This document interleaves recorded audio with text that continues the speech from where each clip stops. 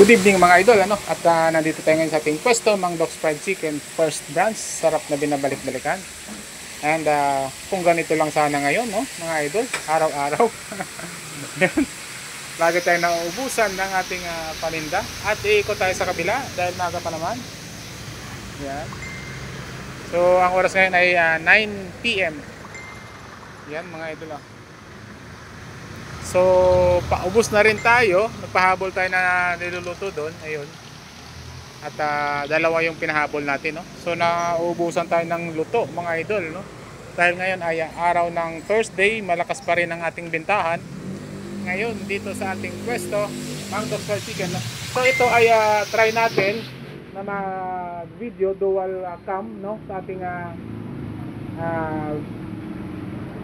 bagong bili na cellphone. Ito yung Vivo, no? Kung napapansin niyo mga idol ay hindi tayo nakakapag-upload ng ating mga video dahil nga ay ang ating cellphone ay sira, nabagsak ng anak ko. Ito mga idol yung gamit kong cellphone. Yan. Upog. So gagawa ko ng vlog nito, pero ngayon mag-short lang ako ng upload sa short kasi hindi na tayo nakakapag-update.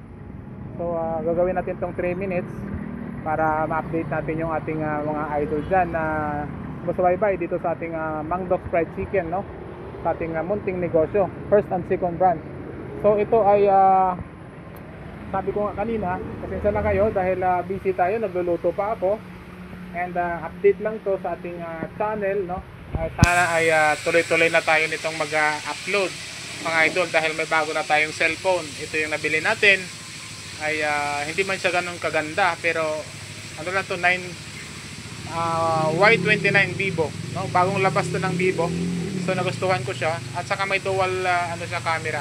So pwede sa akin tapos sa harapan. Yan, kung makikita nyo, ito yung ating i-upload sa ating short video para at least marami tayong ma-motivate at ma-inspire. Grabe mga idol, oh. Pupusan tayo talaga. And pahabol tayo doon. Ayan. So yan ay makikita natin medyo wala ng tao. Kanina ay grabe ubusan. And maswerte pa rin tayo dahil ang ating mga kaibigan dito, ayan, kaibigan natin, Chokes, siyempre Andox, at siyempre Adrianas. So tatlo yan ang ating kaibigan, no? Pang-apat tayo. Kaya naman ay masaya tayo na kahit ganun ay mabenta pa rin pa rin ang ating pwesto Mang Doc's Fried Chicken First Branch. God bless at maraming salamat. Bye!